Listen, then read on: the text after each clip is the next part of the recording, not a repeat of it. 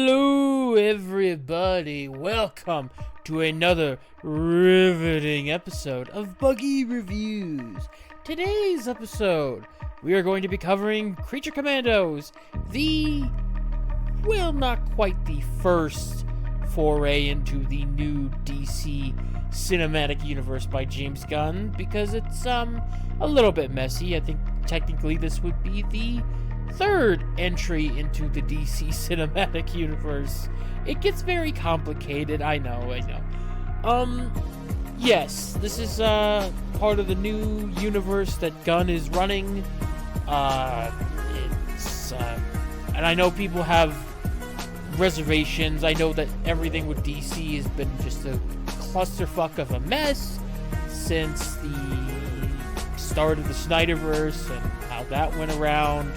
How that kind of fell apart at the cracks, and they tried to repair it, and no matter what it was, it just didn't work out, and now we're going for a full sort of reboot, and even then, that's kind of debatable. But yeah.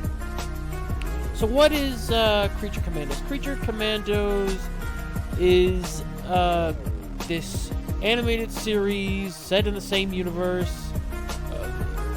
It's going to be as the future Superman and all these other projects, where all these creatures, the Bride of Frankenstein, G.I. Robot, the Weasel, Dr. Phosphorus, all these characters are going to be a part of a team. It's essentially the Suicide Squad, but for monsters, and they even say that in the trailer.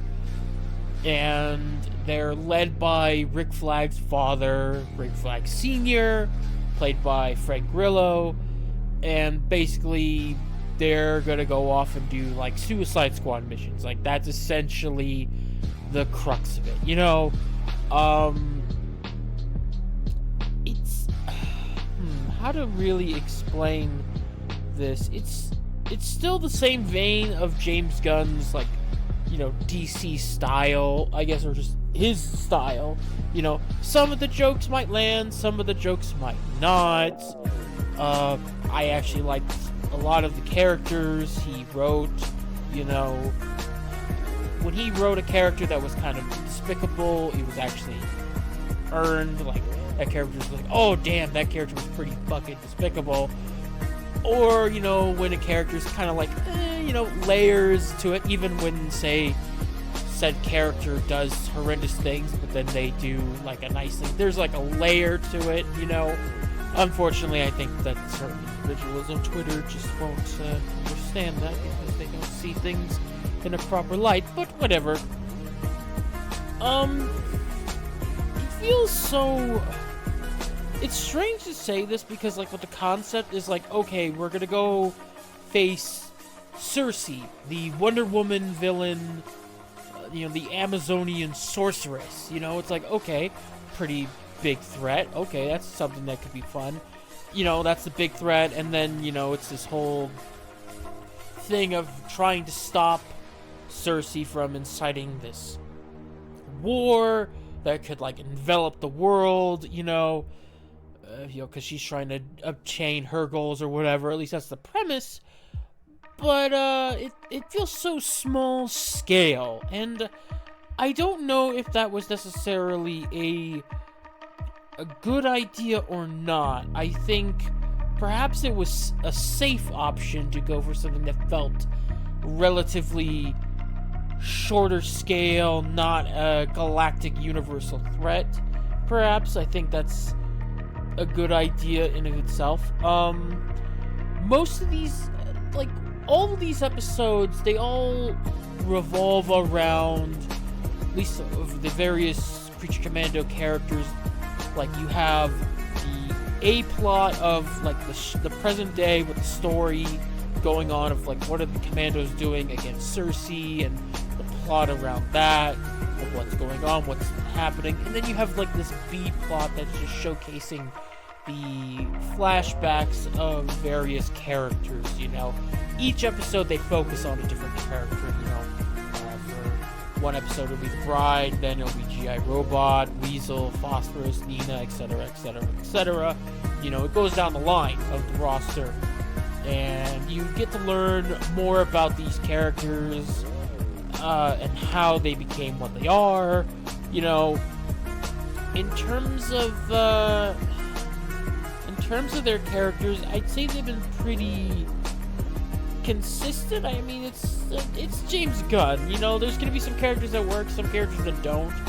For me, I felt like they mostly got it right with them. I can't say I outright hated any of the you know, the protagonists that you are supposed to like, or, you know, when there was a character that I outright did not like was when the story called for that to happen. When it's like, oh, and it justifies it. It's like, okay, yeah, now I straight up hate that person for what they did in said scene.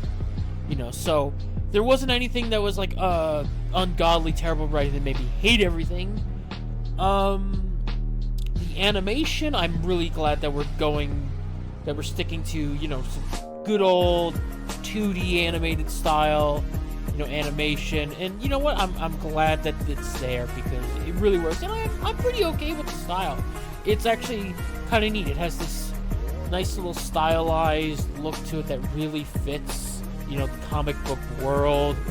And DC, you know, has always been like a king of animation, so I'm really glad that this is no exception to the rule.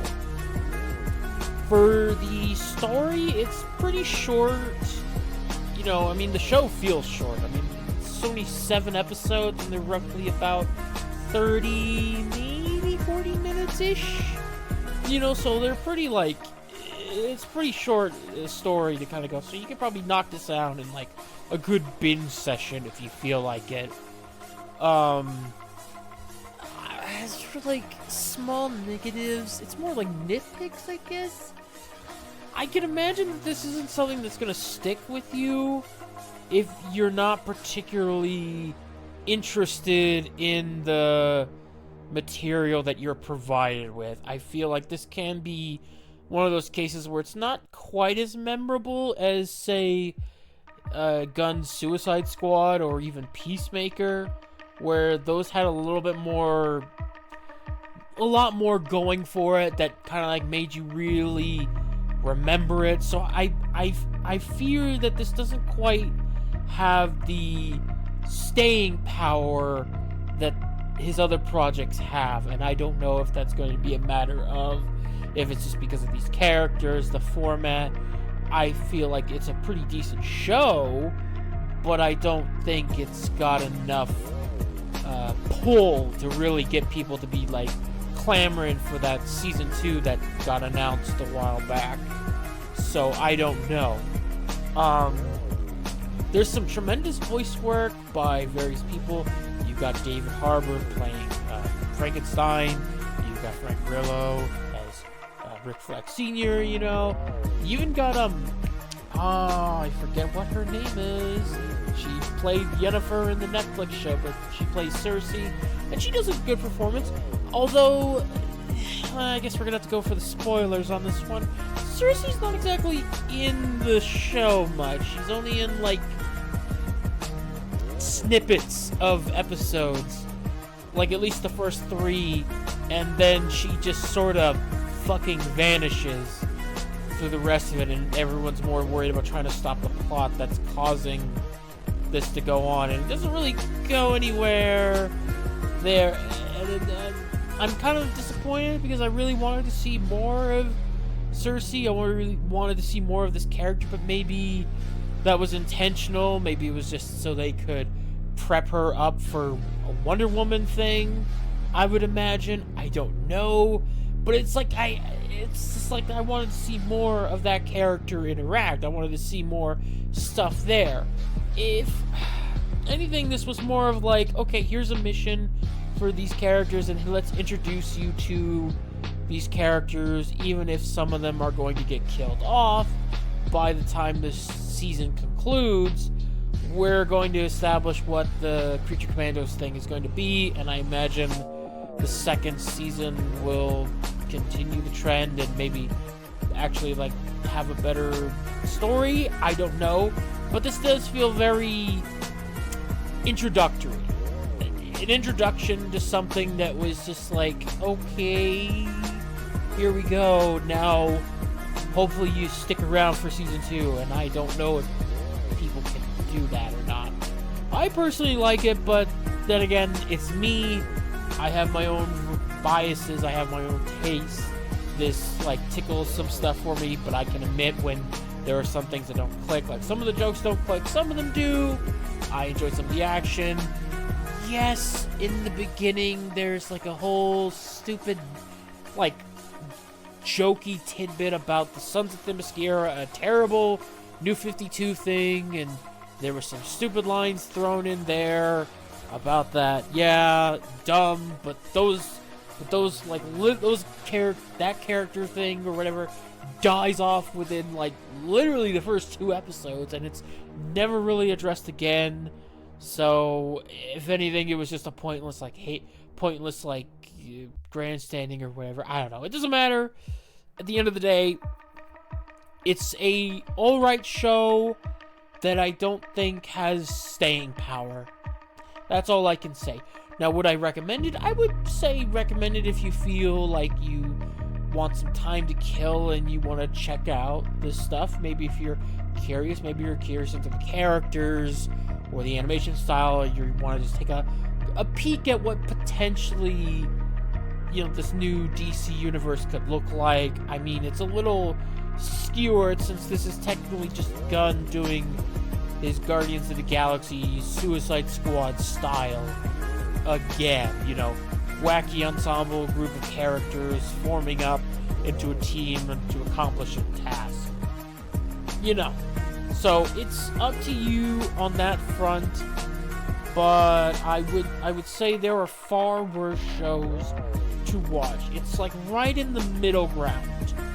I would say if you wanted me to be completely objective about it. Animation is good, the writing is pretty alright, there's some nitpicks I've got with some choices, there's some pretty good action scenes, it gets pretty wild, and some, like, there is, like, some pretty intense gore sequences and whatnot, but it is a fairly okay, decent show that I fear you might forget. That's the best I can give you. So with that being said, I'm going to leave you off there. What are your thoughts on Creature Commandos? If you've seen it, what are your thoughts about it? Let me know in the comment section below. Also, remember, I read the comments, so any suggestions about anything within the superhero genre, I will read it and take it under advisement. I like to read things. Also, it helps engagement, that kind of thing. But with all of that, I'm going to leave you off to it. You were the dust and stone.